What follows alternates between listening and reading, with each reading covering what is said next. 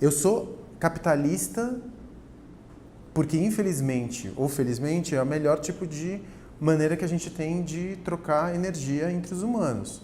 A gente já testou outros modelos, eles não funcionaram.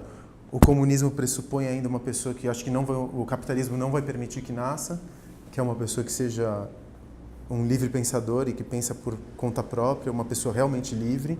Eu acho que o capitalismo nunca vai permitir a emergência desse tipo de humano. E o socialismo sempre deriva para uma ditadura.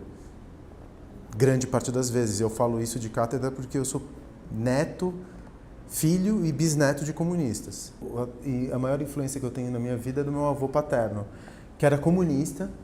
Ele acreditava piamente naquilo que ele fazia. Ele era um médico no interior. E todo mundo sabe, pelo menos, tá no imaginário coletivo, que médico no interior normalmente é uma das pessoas mais abastadas, né? Ah, médico da cidadezinha tal, é aquele que tem a melhor casa, que atende todo mundo.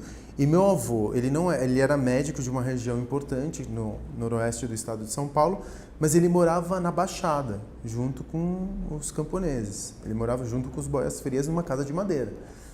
E meu avô era daqueles que falava uma coisa e fazia, ele tinha uma existência que se conjugava com aquilo que ele falava. Ele era comunista, não era comunista na palavra, ele era comunista nos atos. Ele realmente acreditava que os humanos tinham que ser iguais perante o Estado, independentemente, enfim, da onde eles partissem. Então, mas a maneira como meu avô queria mudar o status quo era por enfrentamento direto. E eu acho que o capitalismo ele destrói tudo aquilo que você confronta imediatamente, os confrontos diretos. O capitalismo é muito massivo, ele está em tudo que a gente faz. Ele está no machismo, ele está no racismo, ele está em tudo. Todas as maneiras como a gente se relaciona são pautadas pelo capitalismo. O grande capitalismo, esse capitalismo corporativo, ele vai começar a se fragmentar com o decorrer dos anos. Com o decorrer dos meios de produção que vão acabar ficando cada vez mais acessíveis, ou seja por cultura maker, ou seja por do-it-yourself, pela volta ao handmade. Existe uma saturação já da estandartização que a gente encontrou nos produtos vindos do meio de produção da década de 80, 90, no começo dos anos 2000, e as pessoas estão querendo coisas com mais personalidade. Então não que você vai conseguir... Daqui a pouco, talvez você continue comprando parafuso de uma grande fábrica, de uma grande corporação. Remédios, produtos que precisam de muita tecnologia empregada, eles ainda vão vir de grandes corporações. Mas cada vez mais a gente vai procurar um produto, não pelo que, numa época de saturação de consumo, onde todo mundo tem muita coisa, a gente, ou pelo menos esses pensadores apostam, que a gente vai precisar de menos coisa, com mais qualidade na sua fabricação, que durem mais, sem obsolescência programada na sua concepção, e que provavelmente vão vir de empreendedores e não grandes corporações. Mais acesso de posse, né? Nessa ideia da imaterialidade, da economia compartilhada, exatamente. Eu já vivo minha vida assim, imagino que você também viva, e todos nós, de alguma forma, essa geração que tem 30, 40 anos, já está começando a viver desse jeito. Eu não tenho carro, suponho que você deve ter porque você tem um filho.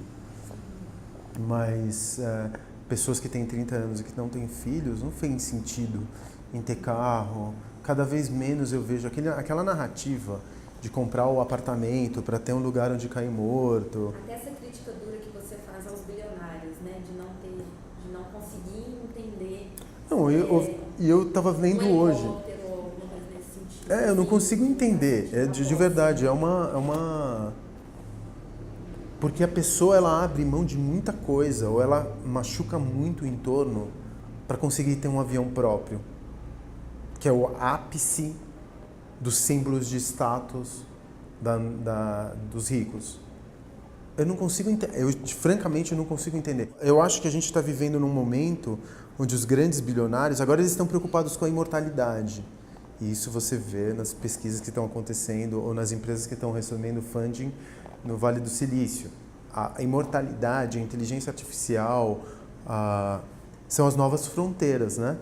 você vê Homo Deus, por exemplo, fala exatamente sobre isso. Genética, Exatamente. Aprimoramento. Eu, pela primeira vez na vida, eu fiz um teste de DNA para saber qual que é a composição do meu DNA. Eu cuspi dentro de um tubo de ensaio e mandei para a gringa para saber qual que é a composição do meu DNA. Então você vê que porque eu quero saber qual é a minha ancestralidade, eu quero saber se eu tenho algum risco genético, sei lá, de alguma enfermidade que eu possa vir a ter. Eu quero me conhecer na minha mais íntima fibra.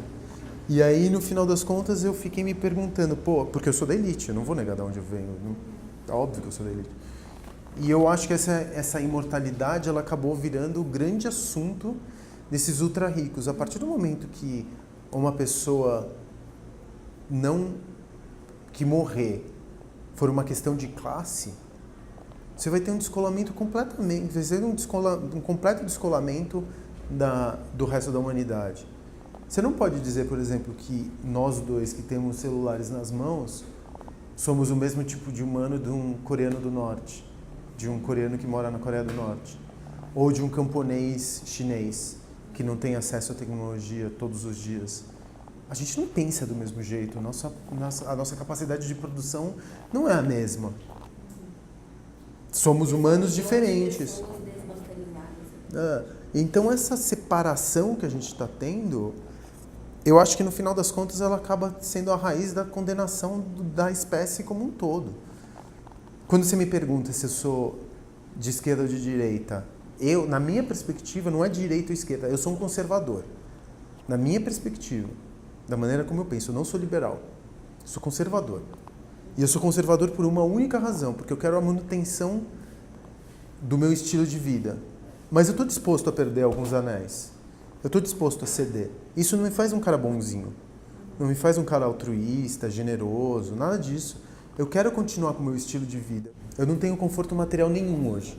Se você me perguntar quanto dinheiro eu tenho na minha conta corrente, eu tenho 15 mil reais. Hoje. Te provo, te juro pela minha filha. Tenho 15 mil reais. O que é bastante dinheiro quando comparado com o resto da população brasileira. Já destacaram isso, né? Como um empreendedor serial, mas tem uma posição também muito firme sua de que o dinheiro que vem você investe naquilo que você também acredita. Sim. Hoje são quantos empreendimentos?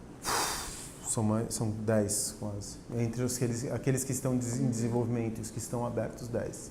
Então, também que tem esse ciclo, né? Mas ao mesmo tempo eu também já li que você fez mestrado e doutorado, porque você imagina que passando essa fase, é o que eu li. Uhum. Você teria também, dar aula é uma coisa que você gosta de fazer. Uhum. Essa linha de raciocínio você ainda mantém? Assim? Eu não fiz mestrado e doutorado procurando um emprego. Eu fiz mestrado e doutorado porque eu, sei lá, primeiro porque vem da minha família, né? Que sempre teve muito envolvimento com política. E segundo que, você aprender alguma coisa, ter um guia de leitura. Doutorado não serve pra porra nenhuma, além de te dar uma pauta de leitura. Ponto. Tenho doutorado, não sou melhor do que ninguém por causa disso. Nem sou mais sabido do que ninguém, porque tem um monte de gente que faz doutorado e faz doutorado à base de Google. Então, não te diferencia dos outros humanos. Apesar de que você falar, fulano de tal é doutor, isso cria uma certa, o cara é doutor, grande merda, entendeu? Eu que sou doutor hoje, eu nem fui buscar o meu diploma. Isso não me diferencia das outras pessoas. Estou te falando isso do ponto de vista de quem tem essa porra desse doutorado. Eu fui fazer, desculpe-me pelos palavrões.